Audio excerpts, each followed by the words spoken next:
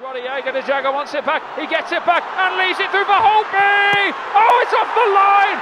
It's off the line. Everton 1, Chelsea 0.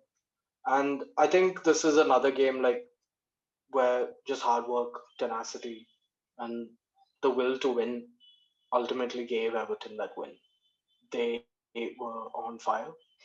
Like they looked like they just wanted it way more than Chelsea did. And it's not for the lack of trying for Chelsea. They did try to muster some things up, but it was all snuffed out by a very, very organized Everton side.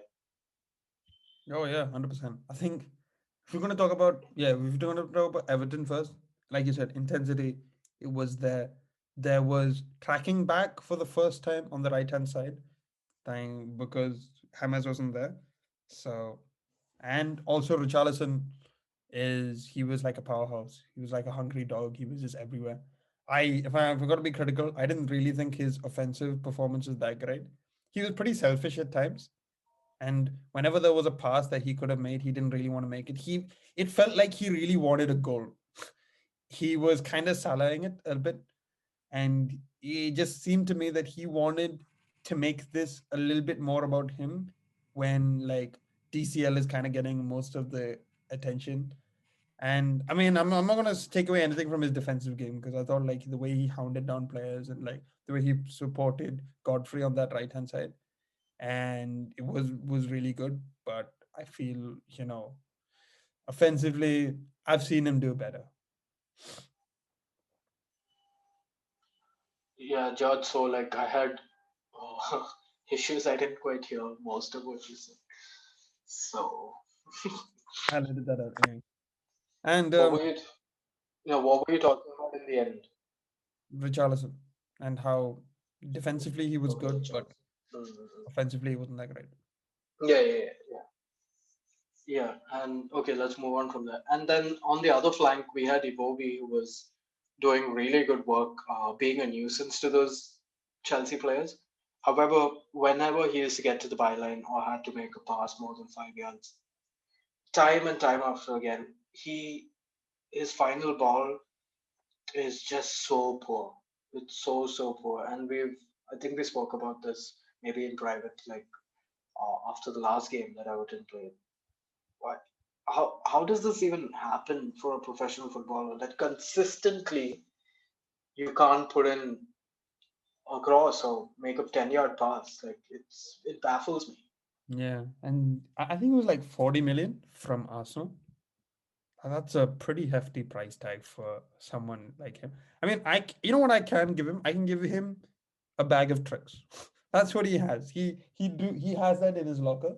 I think he saw that against Burnley, where he showed off some real class and in close control situations. JJ Okocha skills. Yeah. So, but the whole passing range is pretty dismal, and I guess this is.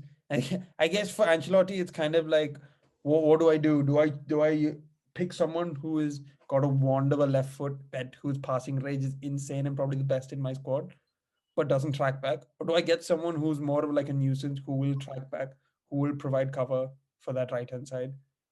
Um, so yeah, I don't know. I'm sure Ancelotti It's a wishes that catch he could 22, get yeah. like a combination of these two skills as a player.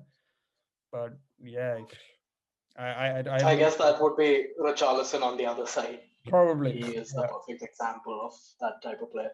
And yeah, I think even DCL had like a really good game in terms of his defensive things. The way that man just holds up the ball and gets people involved, it's he has to be, he's getting up to those levels of where we talk about like a Kane. He doesn't have the passing range and doesn't have nearly enough goals yet to be in that same level, but he's getting up there, and he has to be a shoe in to make it to the Euro squads and probably even get a few starts at the tournament. Oh, I think Everton's tactic when they're building off in the back is take the ball as far as you can for an area or near DCL and get him to control the ball. And because he does, Yep. almost every single aerial duel. It's amazing. I think Yep. his leap is comparable to that of prime Ronaldo. I don't know about his Yep. heading ability, but his leap, right? That is just insane. And he's really tall, and he can just win every ball. And that's what Pickford does. He just lobs it, and this guy will just head it, and that's how he got the penalty. He headed it to himself.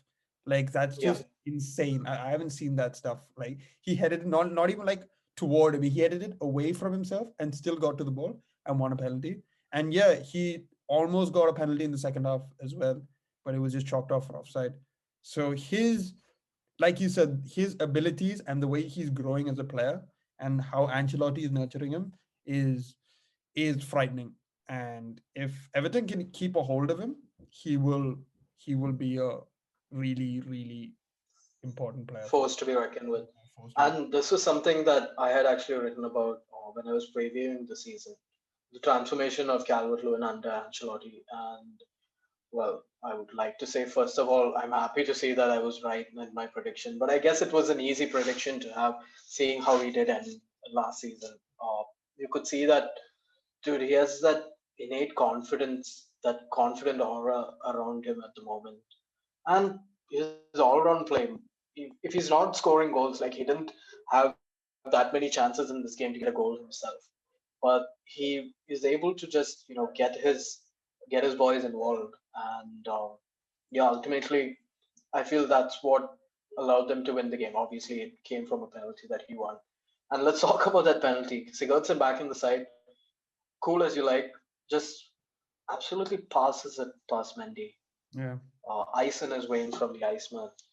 yeah. Rinsed him. Yeah, Winston. it was good. It was so I was so thankful that all these Eduardo Mendy, like better than Czech, best goalkeeper in the Premier League, can't stop making clean sheets. Those kind of things just had to stop, man. It was getting on my nerves. And Yeah. yeah, he not only did he give away a penalty, he also was, you know, made to look like an embarrassment by um Sigurdsson. So yeah, I mean, like we spoke about a lot about how good Everton were. We should talk about also how crappy Chelsea were at times, especially Havertz. Yeah. This kid, like I know like he's got potential, but like Premier League is not like the Bundesliga kid. It's a lot more intense. It's a lot more physical, and I think he's feeling. It's that intensity that he's feeling. It's not Yeah, but nothing else because like he looks like he's got his head up and he does some nice turns from time to time. But when he's closed down with that, like when Richarlison or someone is hounding you down, like putting in these really strong tackles, he just can't cope. And I'm not saying that he can't get out of this, but right now the fact is that he's not living up to his price tag, in my opinion. he needs time, and like you can see that when Havertz will get comfortable with the league, which at some point you expect him to get comfortable with the league. I'm sure he's going to do much better because yeah, I that's what they all say, right? Can they cope up? Can they make the difference and transition to the league? So I think it's still early for Havertz. Werner's handled a little bit better because he does look suited for the Premier League because of his blistering pace. Werner the burner. So I think Havertz just needs a little bit more time because he is that creative type of player that likes to drift inside.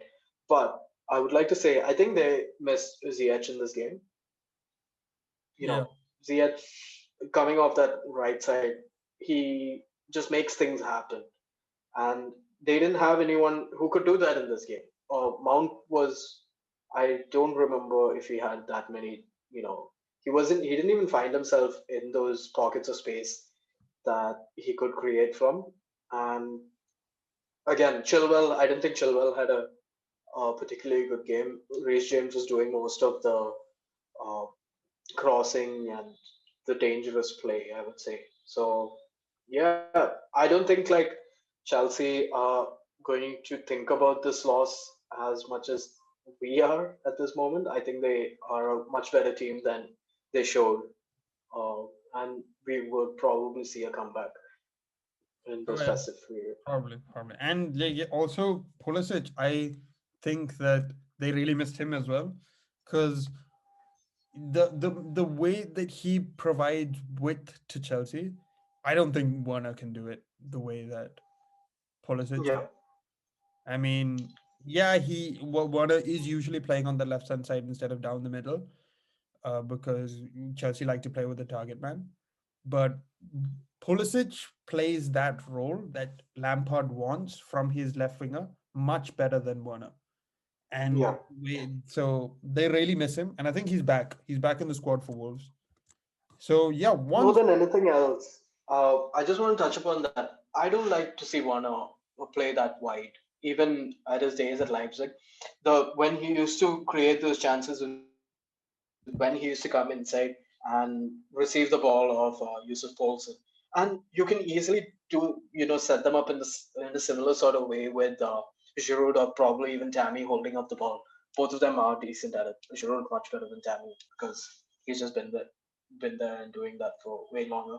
I would like to see Werner play off Giroud and in turn Giroud play off Werner because you can expect Werner to go between the lines and play in Giroud for an easy finish, and that's probably something that they want to look at. I feel Werner on that left side is similar to Aubameyang. He's wasted in my yeah, opinion. as in the only so I think even Yusuf, sorry, not Yusuf. I think even Vishnu has also said this, that he thrives off playing off another person, like you said, Yeah, like he used to play off Paulson. The problem is, right, Chelsea don't play that system. They play a 4-3-3. There is no room for you to play off someone. They don't play with like two up top. So honestly, in my opinion, when this team grows and they all start hitting insane form, you he might be finding himself more on the bench than he does starting, because I think that let's say Giroud's inform Giroud, if he is up top, he will probably play Pulisic on that left side, because like I said, Pulisic plays that role much better, and Werner has to now adapt and stop trying to be this person that plays off someone, but tries to be that target man, which is difficult because of like he doesn't have the physical attributes that Giroud or Tammy have. But it kind of feels that that's the kind of thing that Lampard wants to play. And he's the reason why Werner is getting so much time to play is because of his price tag and his potential. But honest to God, as this team progresses, I feel that Werner is not right for this team. And unless he does something about it, I don't think, because I don't think the manager wants him to play any differently. Like how you said, like play off, like have Giroud and Werner up top. I don't think Lampard is going to do that with like two up top. I think from here on out, it's going to be like a 4-3-3. I think that is going to be Chelsea's best 11 formation. yeah. I'm not. I'm sure that Lampard has better ideas than us Oh, probably, 100%. but Yeah, yeah. I was just looking out from inside and seeing Werner play even for Germany as well. You need Werner to be like in the middle, playing on the last shoulder of playing on the shoulder of the last defender and making those runs behind. And he'll be clean through on goal because no one's catching up to him. Nobody catches up to Werner. So, and if he gets into those positions more, we know he has the finishing capabilities to score 25 goals a season easily. That's like minimum for a player like Warner's quality. So if they can figure out a way to, maybe even then try to pass in between the lines a bit more with Warner as a focal point, they're going to be scoring way more goals. And Chelsea's attack in itself has always been really good. Like when they do get into the opposition half, they are a bit more fluid. So it's probably something that they should be looking into.